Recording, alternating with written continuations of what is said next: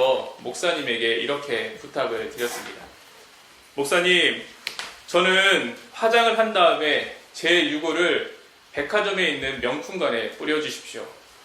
그러자 목사님께서 깜짝 놀라시면서, 아니 권사님, 왜 유골을 백화점에 있는 명품관에 뿌립니까? 그래야 제 며느리와 딸들이 저를 자주 보러 올 것 같았어요. 시대가 이렇게 변했습니다.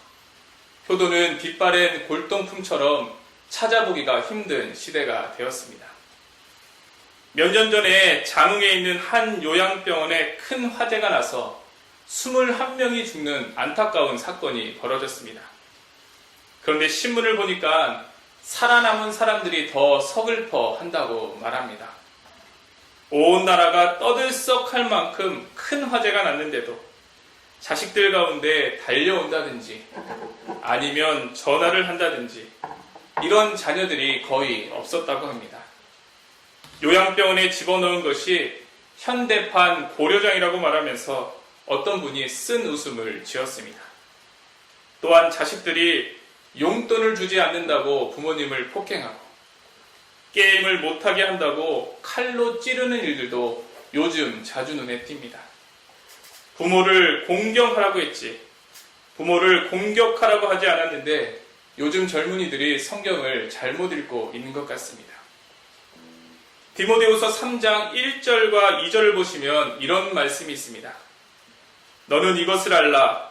말세에 고통하는 때가 이르러 사람들이 자기를 사랑하며 돈을 사랑하며 자랑하며 교만하며 비방하며, 그리고 마지막 부분에 보시면 부모를 거역하며 라고 말씀하고 있습니다.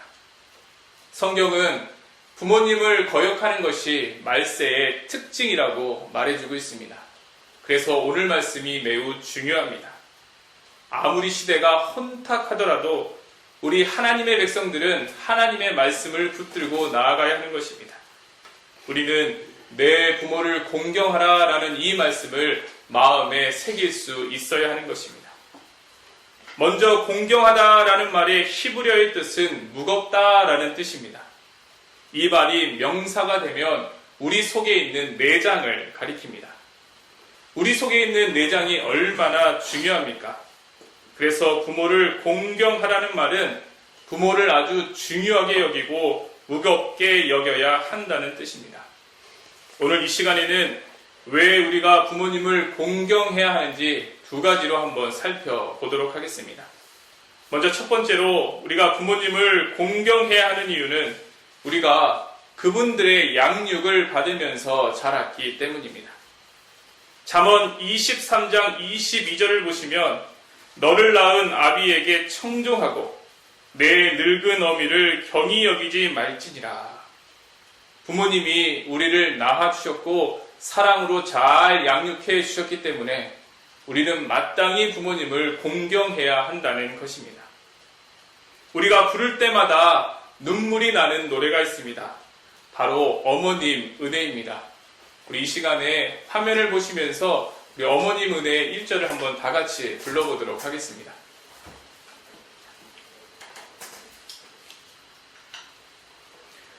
나 실제 괴로운 바위 주시고 주 실제 밤낮으로 애쓰는 마음 신차리 마른 차리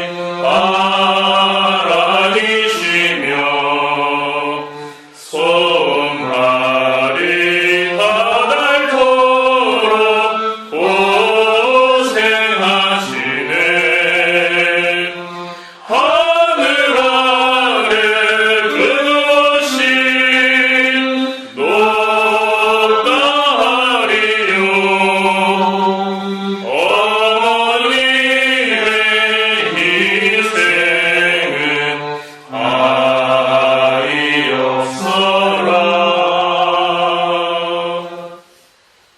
왜 우리가 이 노래를 부를 때마다 우리의 눈시울을 적실까요? 바로 부모님의 그 애틋한 사랑과 희생이 생각나기 때문입니다. 자식들을 위해서 평생을 손발이 부르트도록 고생하시고 또 희생하신 그 모습이 떠오르기 때문입니다. 김진홍 목사님을 잘 아실 것입니다. 김진홍 목사님은 옛날 학창시절 때의 모범생이 아니셨다고 합니다. 공부도 하기 싫고 사는 것도 지겨워서 1년 반 동안 집을 가출했다고 하십니다. 1년 반을 그렇게 살고 나니까 어느 날 정신이 번쩍 들어서 1년 반 만에 집에 다시 돌아왔습니다. 그리고 어머니에게 어머니 이제부터 마음 잡고 공부 열심히 할게요. 교과서하고 참고서 좀 사게 돈 좀 주세요 라고 말했습니다.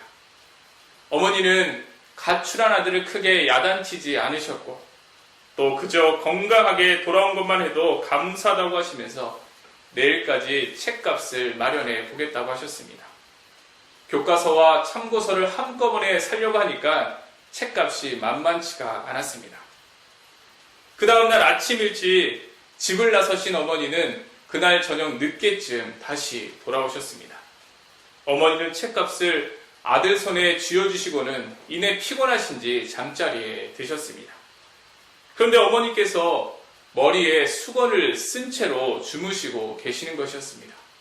그래서 김진홍 목사님께서 왜 어머니가 불편하게 수건을 쓰고 주무시나 라고 하면서 수건을 벗겨드리려고 하다가 그만 깜짝 놀라고 말았습니다.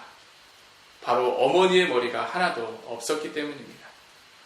그제서야 자초지경을 알게 되었습니다.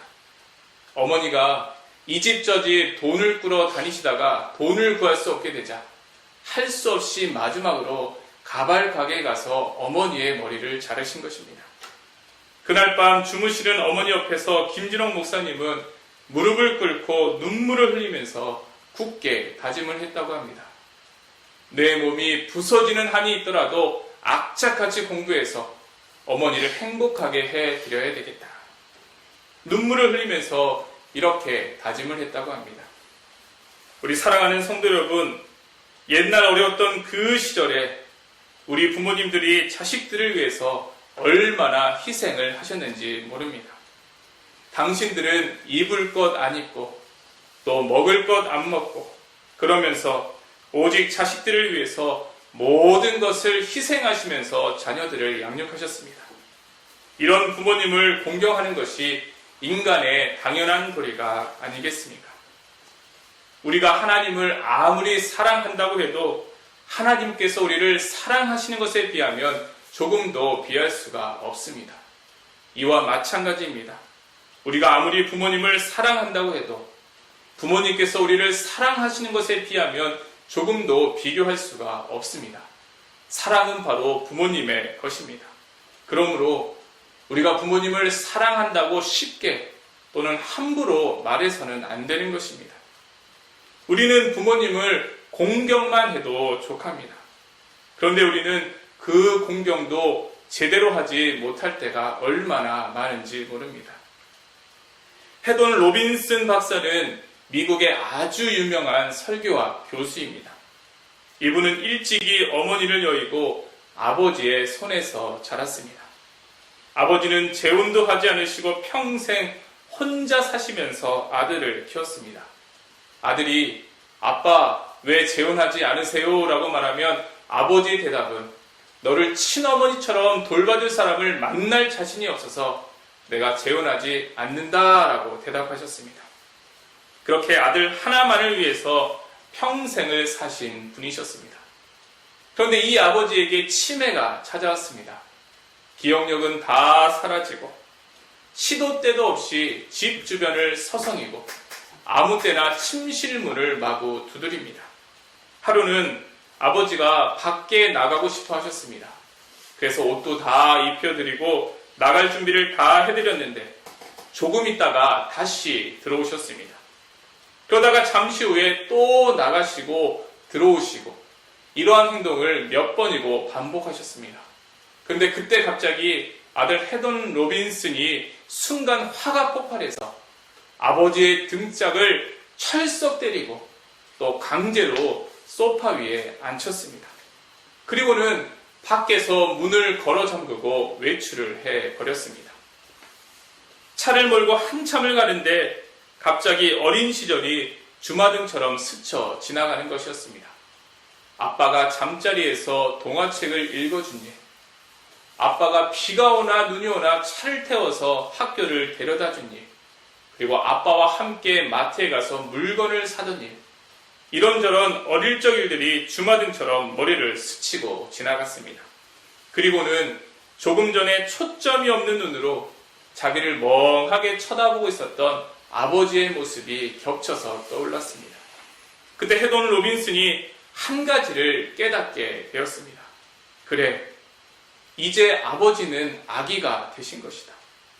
예전에는 내가 아기였고 그런 나를 아버지는 큰 사랑으로 잘 돌봐주셔서 내가 이렇게 잘 자라지 않았는가. 이제는 입장이 바뀌었다. 지금은 아버지가 아기가 되셨고 내가 부모가 된 것이다. 이제 인생의 마지막 길을 가는 그 아버지를 부모의 심정으로 잘 돌봐드려야 되겠다. 그 깨달음이 비수처럼 가슴을 찔렀습니다. 그래서 헤돈 로빈슨은 그 자리에 차를 세우고 엉엉 울기 시작했습니다. 하나님, 제가 잘못했습니다. 제가 아버지에게, 그것도 몸이 불편하신 아버지에게 해서는 안 될 행동을 했습니다. 제가 정말 나쁜 놈입니다. 제가 정말 못된 놈입니다. 그 사건 이후에 헤돈 로빈슨은 치매를 앓고 계신 아버지가 이 세상을 떠나실 때까지 정성껏 보살펴 드렸다고 합니다. 우리 사랑하는 성도 여러분, 혹시 부모님께서 치매를 앓고 계십니까? 아니면 오랫동안 중병을 앓고 계십니까? 그런 부모님을 잘 보살펴 드리는 것이 사실은 매우 힘든 일입니다. 그리고 인간이기 때문에 얼마든지 짜증이 날 수도 있습니다. 그러나 내가 아기였을 때, 똥 싸고 오줌 싸고 그럴 때 우리 부모님께서 진자리 마른 자리 갈아 누이셨다는 사실을 우리가 잊지 말아야 되는 것입니다. 한밤중에 울면서 보챘을 때 우리 부모님께서 밤새 우리를 안아주시고 달래주셨다는 사실을 우리가 잊지 말아야 되는 것입니다. 그러므로 인생의 마지막 길에서 힘겨운 싸움을 하고 계시는 부모님을 나몰라라 하는 것은 인간의 도리가 아닌 것입니다. 부모님을 요양병원에 보내는 것은 잘못된 일이 아닙니다. 얼마든지 그럴 수 있고 오히려 몸이 불편하신 부모님에게는 요양병원이 더 편하고 좋을 수도 있습니다. 그렇다면 자주자주 찾아뵙고 문안을 드려야 하는 것입니다. 이것이 자식으로서 해야 할 마땅한 도리인 것입니다. 치매나 중병이 아니더라도 연로한 부모님을 잘 보살펴드리는 우리 주빌리 성도님들이 되실 수 있기를 바랍니다. 아멘. 혹시 최근에 부모님의 손을 꼭 잡아보신 적이 있으십니까? 부모님을 꼭 안아드린 적이 있으십니까? 오래전에 우리가 받았던 사랑을 이제는 우리가 부모님께 되돌려 드려야 합니다. 사람이 늙으면 아기가 된다는 말이 있습니다. 그래서 우리 부모님들이 작은 일에도 토라지시고 서운해하시는 모습을 우리가 종종 보게 됩니다. 아기처럼 되신 우리의 부모님의 손톱과 발톱도 깎아드리고 어깨도 주물러 드리시길 바랍니다. 우리가 옛날에 받았던 그 큰 사랑을 이제는 우리가 조금씩 되돌려 드려야 하는 것입니다. 부모님의 손을 꼭 잡아주십시오. 부모님을 꼭 안아주십시오. 그러면 말할 수 없는 기쁨과 감동이 밀려오게 될 것입니다. 최고의 효도는 비싼 것을 사드리는 것이 아니라 부모님의 손을 꼭 잡아드리고 꼭 안아드리는 것입니다. 그리고 두 번째로 우리가 부모님을 공경해야 하는 이유는 하나님께서 부모님을 하나님의 대리자로 세우셨기 때문입니다.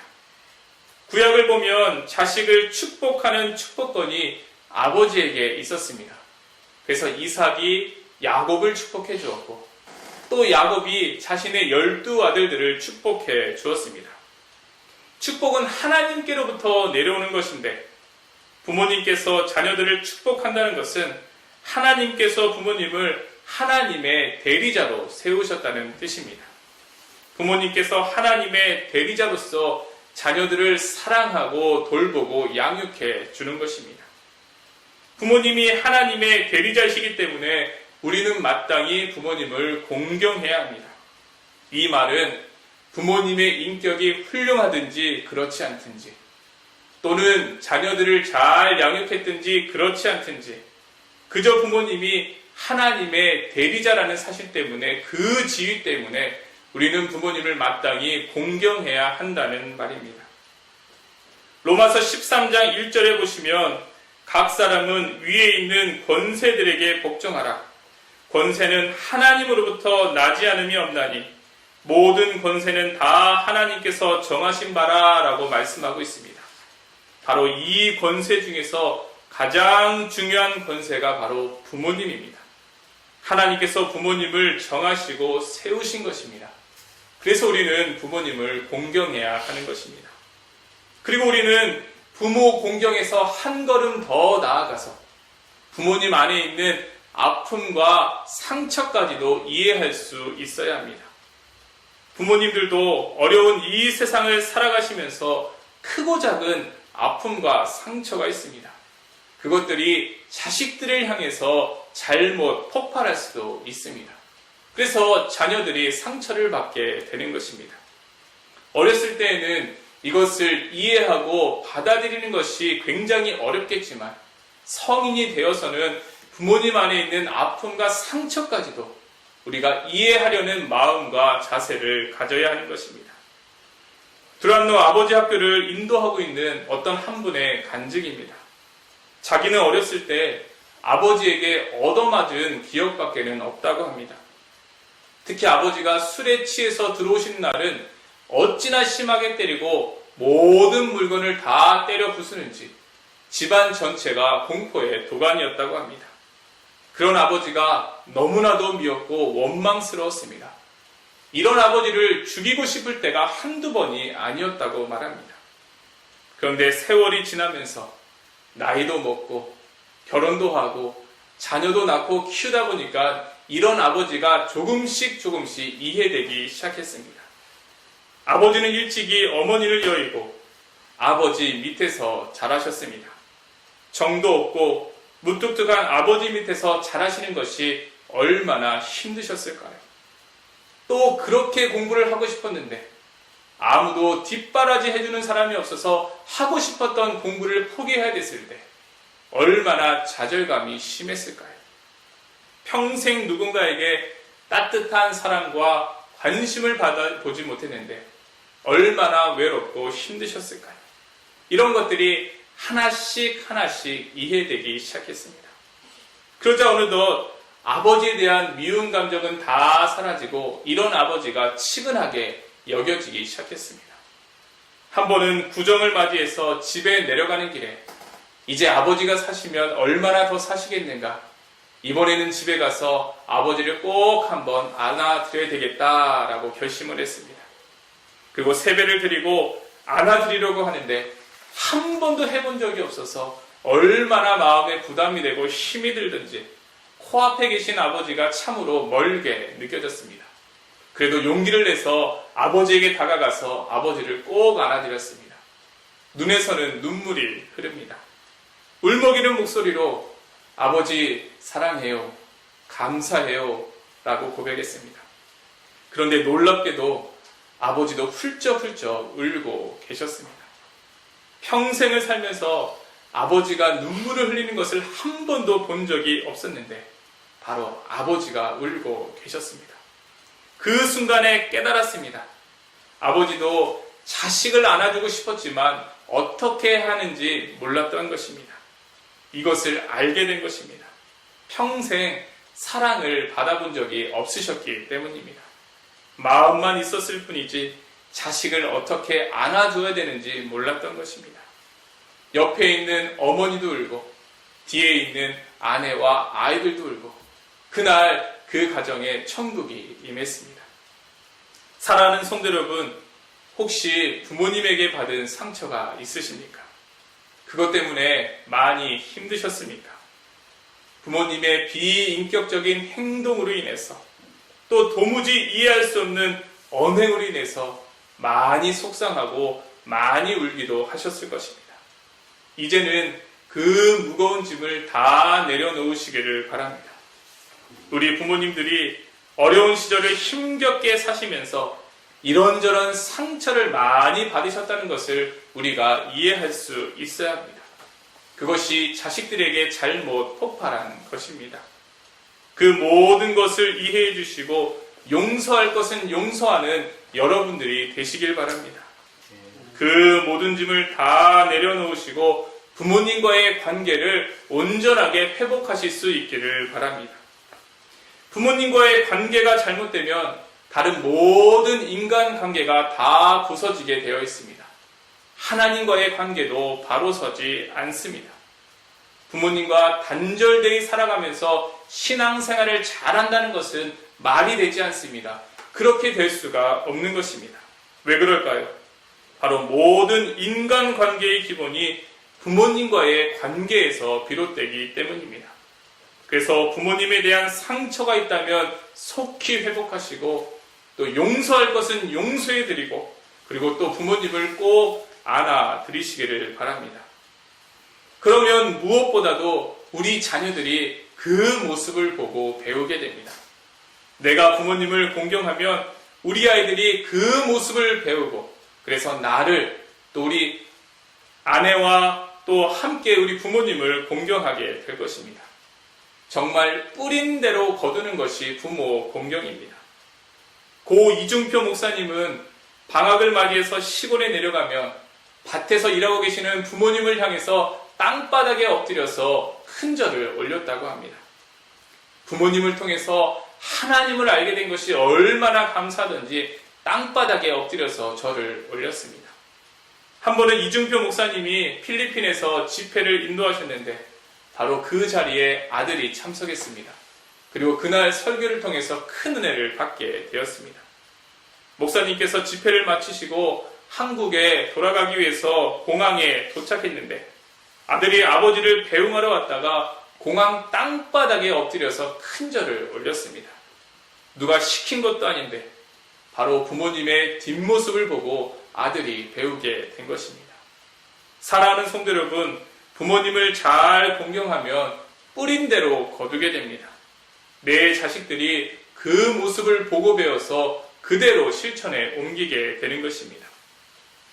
오늘 말씀을 들으시면서 가슴이 더 아파오는 분들도 계실 것입니다. 부모님을 공경하고 싶어도 부모님이 이 땅에 계시지 않는 분들은 오늘 말씀을 들으시면서 가슴이 아파오시는 것을 느끼게 되실 것입니다. 다른 모든 말씀들은 듣고 나서 그 즉시 우리가 아멘하고 순종하면 됩니다. 그러나 이 5계명만큼은 우리가 아무리 순종하고 싶어도 이 땅에 부모님이 계시지 않으면 순종할 수가 없습니다. 그래서 우리에게 이 기회가 언제까지나 있는 것은 아닙니다. 기회가 사라지기 전에 힘써 부모님을 공경하시기를 바랍니다.